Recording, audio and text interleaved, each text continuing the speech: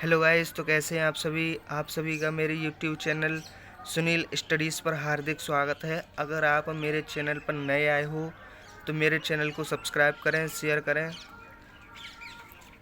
तो आज हम इस वीडियो में बात करने वाले हैं इलेक्ट्रोलक्स रेफ्रिजरेटर के बारे में कि ये क्या होता है, कैसे वर्क करता है। तो सबसे पहले इस रेफ्रिजरेटर को देख लेते हैं कि ये काम कैसे करता है। तो सबसे पहले इसके पार्टों के बारे में समझ लेते हैं।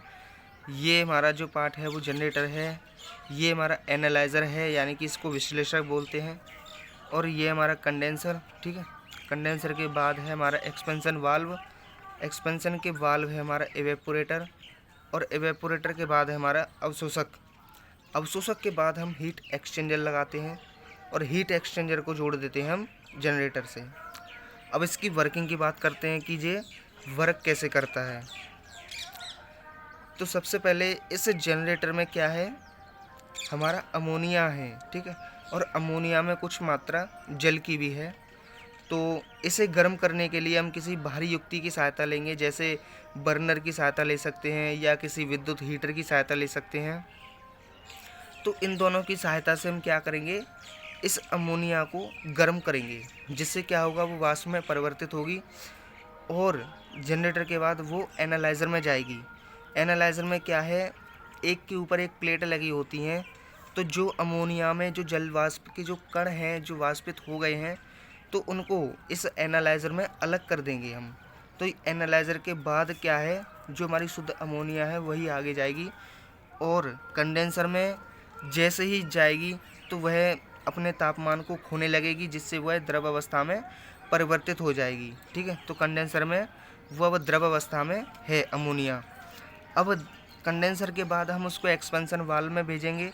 एक्सपेंशन वाल्व में भेजकर क्या होगा, उसका प्रसारण होगा, और एक्सपेंशन वाल्व के बाद हम उसे इवेपोरेटर में भेजेंगे। ठीक है, इवेपोरेटर में क्या है, पहले से ही हाइड्रोजन मौजूद है इसमें। तो एक्सपेंशन वाल्व के बाद जब अमोनिया इवेपोरेटर में आएगी तो अमोनिया और हाइड्रोजन गैस आपस में मिल जाएंगे और आंशिक दाब पर वाष्पित हो जाएंगे। ठीक है, तो एवेपोरेटर से अमोनिया और हाइड्रोजन का मिश्रण कहाँ जाएगा, अवशोषक में जाएगा। जो हाइड्रोजन है वो हल्की होने की वजह से क्या होगा, अवशोषक के ऊपरी भाग में इकट्ठी हो जाएगी और इस पाइप के माध्यम से दोबारा एवेपोरेटर में चली जाएगी। लेकिन जो अमोनिया है वो इसमें रह जाएगी और जल के माध्यम से हम उसको क्या करेंगे, शीतलित कर देंगे।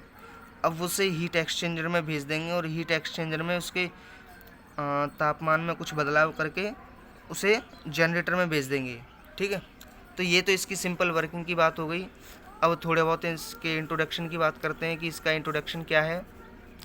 तो इलेक्ट्रोलक्स रेफ्रिजरेटर का निर्माण जो है वो इंग्लैंड की एक कंपनी इलेक्ट्रोलक्स कंपनी ने किया है। ठीक है, और इसी कंपनी के नाम पर इस रेफ्रिजरेटर का नाम इलेक्ट्रोलक्स रखा गया है।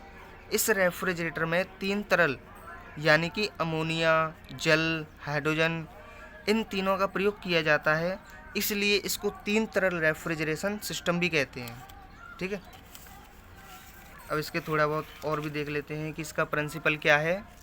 तो इलेक्ट्रोलक्स रेफ्रिजरेटर कह लो या 3 तरल रेफ्रिजरेशन सिस्टम कह लो, बात एक ही है।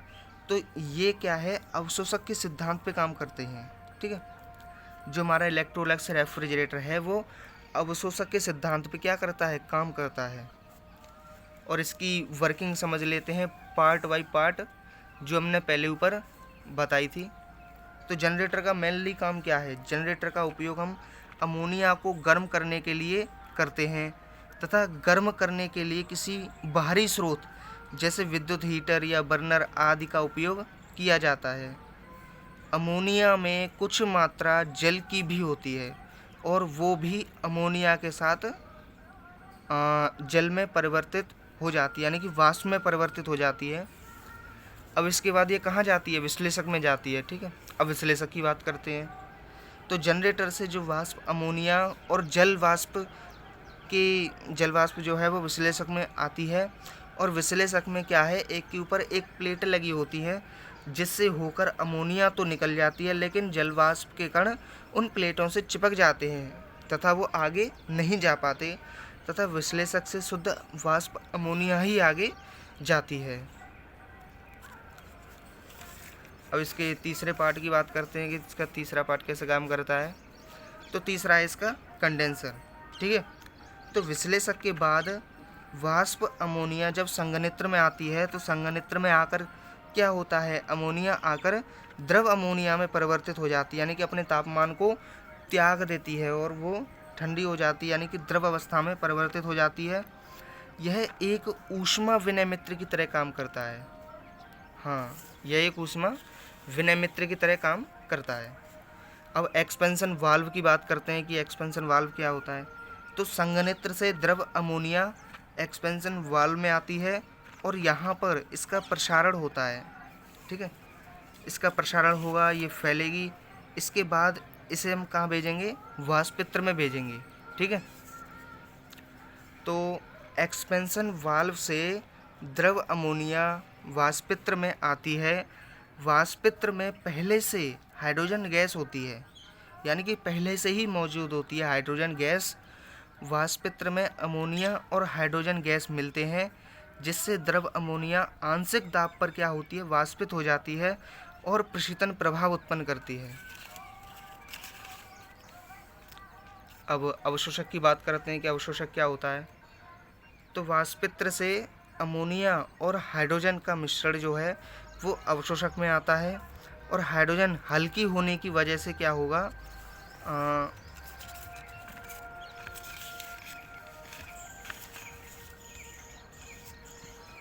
अवशोषक के ऊपरी भाग में जाकर इकट्ठी हो जाती है और दोबारा वाष्पित्र में चली जाती है।